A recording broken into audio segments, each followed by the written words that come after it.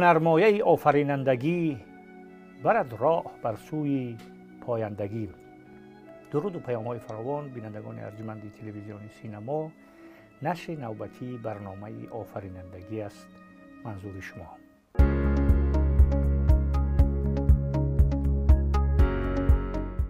در این برنامه با حضور دانشمند، انسانشناس، فیلسوف و یکی از روشنگران معاصر ملی استاد محمد علی مظفری که سمت دیرکتوری مرکز آنتروپولوژی نزد ریاست اکادمی ملی علم‌های تاجیکستان را بر عهده دارند، عضو وابسته اکادمی ملی علم‌های تاجیکستانند، دکتر علم فلسفه پروفسورند، در آماده کردن کادرهای زیاد علمی ما موفقند و از پیشگامان این حرکتی آماده سازی کادرهاند. با حضور این کس یک صحبت می‌آوریم که به واسطه به همین آفرینندگی ارتباط می‌گیرد. تشکر استاد که دعوت ما رو پذیرفتید و استاد از همینجا سر می‌کنیم که تحریک و نظریه و عملیه همین علم که در سیستم علم ها جایگاه دارد از اینجا شروع کنیم. تشکر زیاد. وقتی که سخن درباره علم می رود، علم نه دانش، یا اینکه درباره علم یا که درباره دانش علمی که می رود، همین مسئله تاریخ پیدا می شود. یعنی فقط علم اگر وای سمت علمی نباشد و یک علم بنیادی که باشد، حتما وای تاریخ دارد، نظریه دارد و عملیه دارد، بعد اصول دارد، یعنی متدولوژی دارد. همه علم های بنیادی اونقدر بسیار هم نیستند. اگر در مجموع گیریم از 50 زیاد نمیشد، حال اون که زیاده از 2000 سمت علمی با نام های به خود خاص همین در تصنیفات علم ها هست. ممکن وقتی که در باره علم های بنیادی که میگوییم، همین علم های بنیادی حتما تاریخ دارد، نظریه دارد و عملیه دارد. همشون با کدام خاطر؟ مثلا همه دستاوردهایی که در سمت همین علم های بنیادی که هست، همین سمت ها نتیجه به دست آوردگی در همین سمت ها حتما در علم های بنیادی ثبت می شود. کن به طریق پره هم نباشد که همین معلوماتی به دست آورده در چندین سالها حتما باید تا یک درجه در علم بنیادی ثبت شود. مثلا فن بیولوژی، فن فیزیک، متماتیک، عموما علم های طبیعت شناسی مثلا گیریم، علم های گومانیتری میگن، علم های تکنیکی میگن، در همین سمت ها اینها علم های بنیادی دارند. انا که این علم های بنیادی حتما از تاریخ، نظریه و عملیه عبارتند. در مکتب های عالی، در مکتب های میانه همین علم های بنیادی را البته از روی همین معلوماتی پره میگیرند. از معلوماتی که هم در معلوماتی که هم به جهانبینی تکیه کند و جهانبینی آفر باشد همون علم، اینها حتما از تاریخش آغاز میشد. اگه برای چی ما اینجا مثلا همین تاریخ آنتروپولوژی انسان شناسی رو میگیم، بعدتر ممکن که ما درباره موقع این در سیستم علم ها هم سخن گوییم، ولی یک چیز قید کردن در کار که در بین همه علم ها همین تخمینا 10,000 چند علم همین موقع انسان شناسی موقع خاصی دارد، به مانند دیگر علم ها نیست. برای چی؟ برای اینکه یکم که همین ابیکتی که علم انسان شناسی می آموزد یا که آنتروپولوژی می آموزد بسیار ابیکتی عمیق، دقیق، مشخص است. انسان این مثلا ابیکتی خیلی پهناوری نیست که به مانند مثلا علم های بیولوژی باشد و همه مخلوق زنده و طبیعت و عالم نباتات و حیوانات با آموزد. نه این خیلی نه، انسان هم می آموزد. اگه انسان از یک جهت همچون ابیکت علم حسابیده میشد، علم آنتروپولوژی، از دیگر جهت خود انسان مؤلف همه علم هاست. انا اگر که مثلا ما موقع اگر که گیریم، موقعش معین کنیم، تنها آنتروپولوژی انسان شناسی علمی هست که در بین، در میان علم ها جایگیر است. برای چی؟ برای اون که از یک طرف این مؤلف همش علم هاست. انسان که می آموزد عالم که میآموزد انسان این یک سمت معرفتیش، دیگرش که خودش هم ابیکت آموزش علم است. جسم بیولوژیش، جسم روانیش، اینا ابیکت برای آموزش هستند. برای همین از سببی که موقعی به خود خاص دارد، وقتی که ما درباره علم‌های بنیادی میگوییم، من درباره علم میگوییم، پیش از همه ما به همین علم آنتروپولوژی سر کار داریم.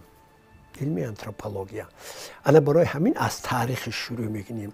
اگه چی مضمون موقعی و چی مندرجه دارد.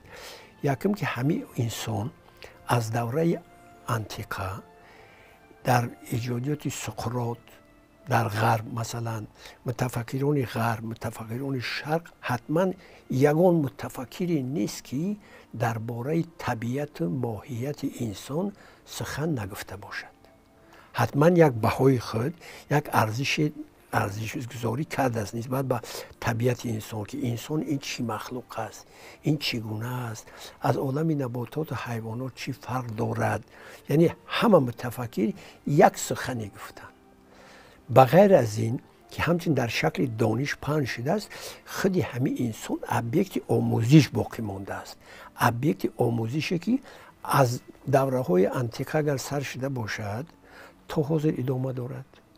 ما حاضر گفتن نمیتونیم که در اصل 21 آموزش طبیعت انسان به انجام رسیده باشد، خاتمه یافته باشد.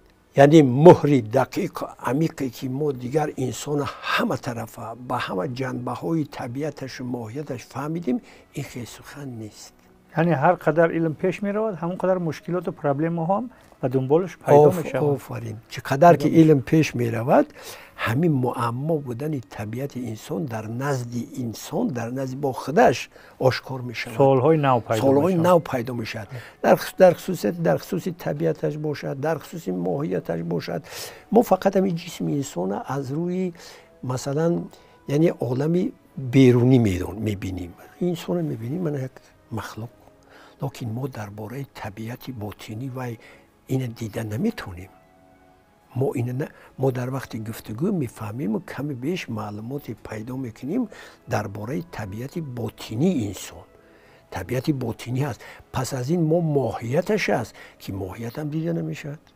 از اینجا یک تعریفی مشخص کنیم، اگر چی مثلا میتونیم بگیم که آنتروپولوژی، اگر تعریف یک تعریفی برای بیننده ها. آنتروپولوژی یعنی علمی است که درباره طبیعت انسان، درباره ماهیت انسان گفتگو میکند، بحث میکند، معلومات میدهد. اگر در اینجا تاریخ هم دارد، درباره تاریخ پیدایش دیگرش. اول مثلا وقتی که درباره تاریخ گپ میزنیم، باید ما بدونیم که همچون ابیکت علمی از سال 1530 همین انسان ابیکت آموزش علم قرار گرفت. یعنی از اصل 16. اصل 16 همچنین ابیکت آموزش قرار گرفت. پیش از این درباره انسان سخنان بسیار گفته بودند، اینه که همچون یعنی ابیکت علمی که همه طرفه با دلیل برهان طبیعتش ماهیتش آموخته شود، از اصل 16 آغاز شد. اکنون در بین متخصصان همین خیلی سوال پیدا شد که همین انسان ها کدام متخصص باید بآموزد؟ اینا فیلسوف بآموزد، اینا بیولوگ بآموزد، این رو خیمیک بآموزد، اینا فیزیک بآموزد، کی بآموزش؟ برای چه همین سوال پیدا شد؟ برای اون که طبیعت این هم فیزیک دارد، هم خیمیه دارد، هم بیولوژی دارد، هم از عالم نباتی دارد، هم از عالم حیوانی دارد، هم از عالم چیزی که میگویند در افسانه ها ملکوتی دارد، یعنی علوی دارد. برای همین بسیار ابیکت مرکب است. همین خیلی سوال ها پیدا شد، کی باید بآموزد و کی درباره این معلومات پره پیدا کند؟ اناکن از یک جهت بیولوژا میآموزند، از یک جهت متخصصان ساحه فیزیک می آموزد، شیمی می آموزد، متخصصان جمعیت شناسا می آموزند. این رو همه طرفه آموخته می شد، لیکن متخصصی مخصوصی نبود که بگویند که وظیفه آموزش انسان وظیفه بیولوژی است. وظیفه مثلا آموزش است وظیفه که در نزد متفکری در ساحه شیمی است. نه، بعد آهسته متخصصان جدا شدند. کسی که همین علم رو می آموخت یعنی این علم نام گرفت آنتروپولوژیا، یعنی علم درباره طبیعت و ماهیت انسان. همون کسی که همین طبیعت و ماهیت آشکار میکرد همون نام گرفت آنتروپولوژ، یا که به زبان تاجیکی گیم انسان شناس. یعنی از عصر 16 شروع کرده دانشمندان متفکرها همین سمت، همین شاخه را به صفت یک سمت یا شاخه اساسی علم یا که علاهیده و جداگانه علم پذیرفتن، از همینجا دنبالش سر شد. از 16 آفرین. انا که ما که تاریخ ده صحبت کردیم، تاریخ انتروپولوژی از تاریخ است صحبت ما آمدیم سر اونایی که به این مسئله در اروپا توجه شده، اونا خواستن که به صفت یک علم علاهیده پیش برنده. بعد چی سرنوشتش انتظار شد؟ سرنوشتش همین شد که وقتی که متخصصای گوناگون که آموختن، جمعیت شناسا و فیلسوفا گفتن که بیولوژی اگه دلیل پیشنهاد کردن که انسان جسم بیولوژی است، فیلسوف با آموختن این چی یگان وظیفه دارد؟ بیولوژی باید که بآموزند. بیولوژی آموختن طبیعتش. بعد فیلسوف گفت که آخر شما حیات مادیش می آموزید، این معنویاتش که می آموزد. این جدا شد.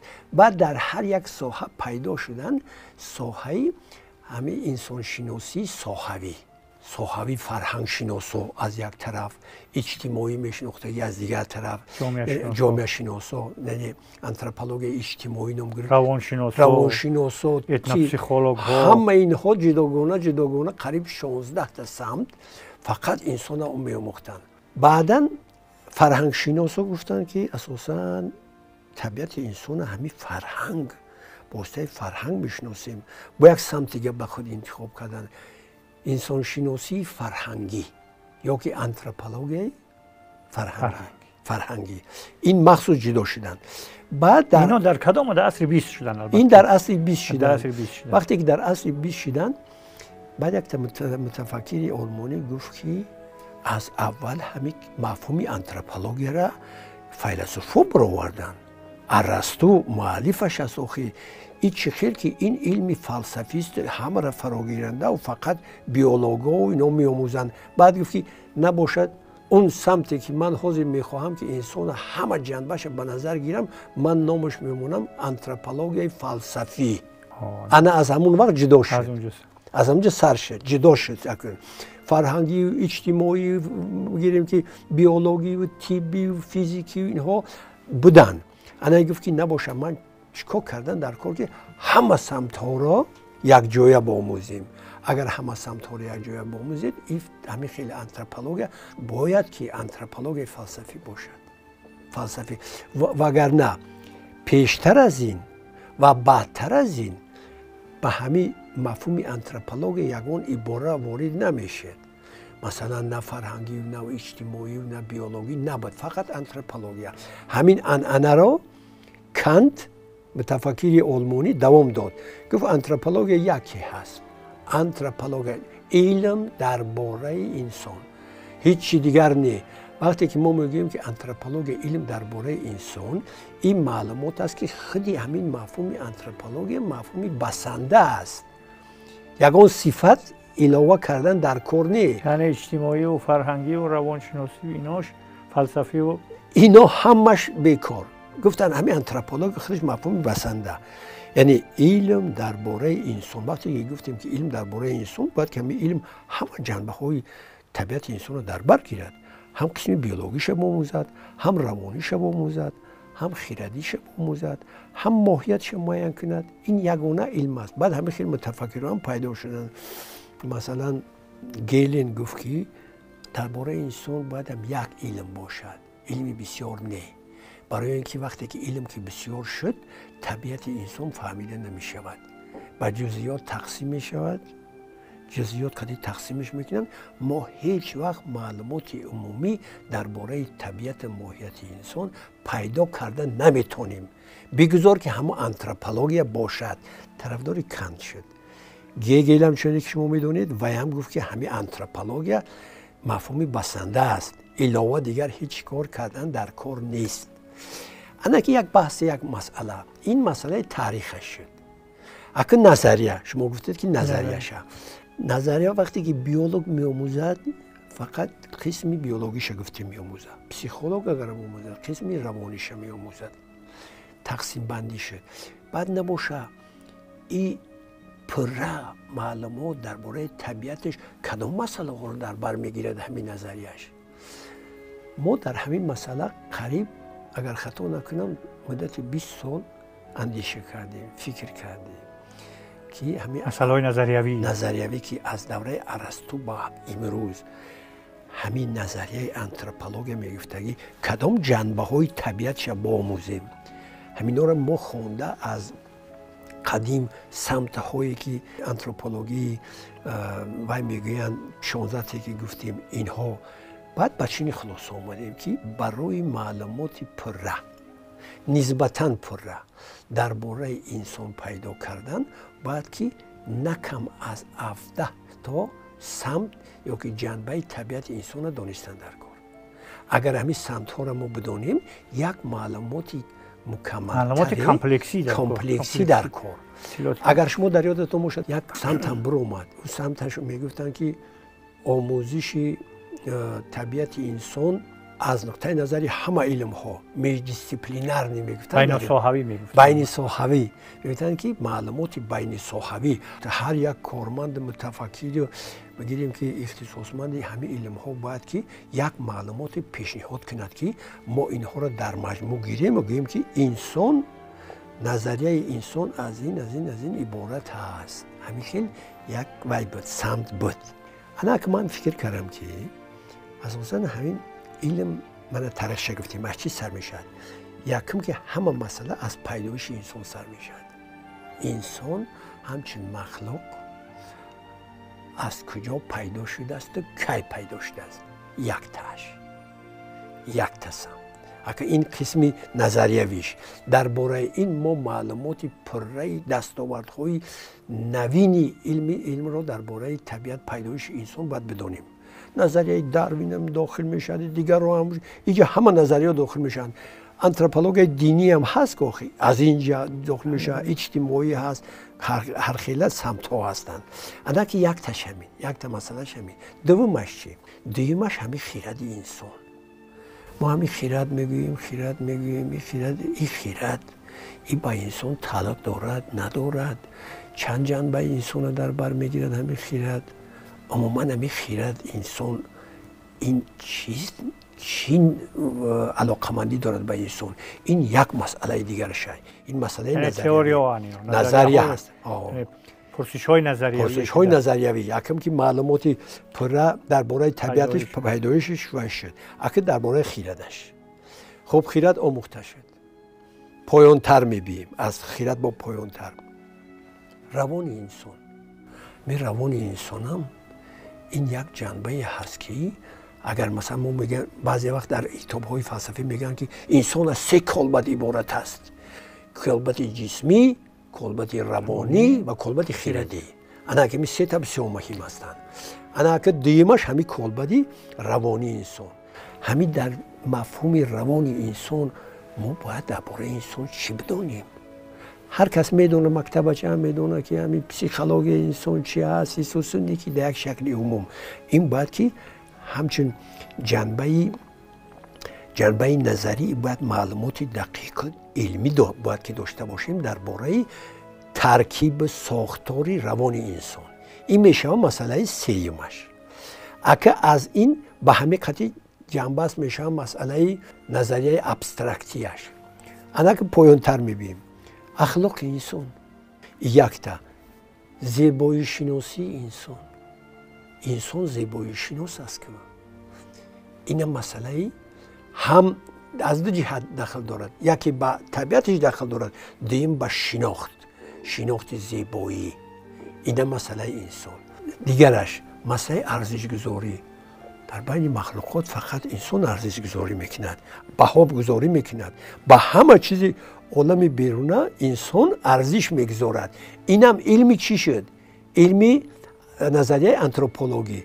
امروز ها چه غیری شما میفهمید حاضر اکسیولوژی میگن که ارزش شناسی. اینم یک علم های آنتروپولوژی است. انا که به همین قطعی نظریه یعنی ابسترکتی و با آخر میرسد روانیشو. اکنون در عملیه چی؟ گفتیم که تاریخ، نظریه، عملیه. اگه در همین نظریه‌اش بغیر از اون چیزی که ما گفتیم با قسم بیولوژیش داخل است، آناتومش داخل است، مورفولوژیش داخل است، پیکرشناسیش داخل است. همه اینا مسئله نظریه هستند. اگه عملیش اگه گذارونیم بگیریم نظریه مسئله عملی آنتروپولوژی بسیار عجیب است. دیگر علم ها کم دارند. نگی در آنتروپولوژی نظریه همین مسئله عملیش به نهایت ضرور است. تا برای جمعیت همین مسئله عملیش به نهایت است. مسئله اساسی که در همین جهت عملیش بیان میکنه همین خصلت شناسی است. این شما بگویید که در جامعه شناخت شخصیت، شناخت خصلت انسان، شناخت خصلت انسان مهم نیست؟ خاراکترولوژی میگن، خصلت شناسی میگن. این بسیار مسئله مهم است. این تا حتی از کودکی که به باغچه میرود تا به کارمند شخصیت بزرگ شدگی همین مسئله خصلت شخصیت مهم، مسئله مهم است. شناخت خصلت انسان. شما اگر مثلا انسان از جهت خصلتش نشناسید، اگر با شما مشاهده کردن نمیتونید، با یگون مسئله حل کردن نمیشه. پیش از همه در وقتی که شما فوق العاده با انسان رو میخرید چیکار میکنید؟ پیش از همه کوشش میکنید که خاراکترش بآموزید. مثلا و آموختن خاراکتر شما درست است، نادرست است، با دلیل است، این دیگر مسئله. یعنی به طور ناخودآگاه تحقیق خاراکتر شروع میشه. در تحت شروع خودآگاه و ناخودآگاه. بله اینا شروع میشه. ما میگیم این شخص خیلی بده است، این شخص خیلی بده است. با این کاری که من میخوام همین شخص از روی خصلتش به فکرم که نمیشه، ارزنده نیست. انا خصلت شناسی رو دیدید؟ بچه در مکتب میخوند، هم بچه در مکتب میخوند، استاد یا در مکتب عالی استاد دانستن همه خصلت همه بچه مهم نیست؟ به نهایت مهم است. یک بخش مهمی کاری معارف این. بله در مکتب عالی هم خیلی، در مکتب میانه تربیوی است. این تربیوی بخش کلان و بزرگی نظام معارف از دست. اگر این نباشد، اگر به این نوبت گرفته نشد، این طرفش است، طرف معارف است. در خانه، در عائله شناخت همین خصلت فرزند این چی؟ این مسئله دوم درجه است. اگر که خصلت فرزند شناخته نشود، دانسته نشد، تربیت ممکن نیست. تشکر با شما که دعوت ما رو پذیرفتید. و سری واقعا موضوع خیلی مشکل هم هست، آموختن همین تاریخ و نظریه و عملیش خیلی خوب با مثال‌های مشخص برای ما فهموندید و فکر می‌کنم بیننده ارجمند چیزهایی برای خودش مفید برداشت. رسیدیم به پایان برنامه. روزگاری خوش و بردوام و ایام بکام.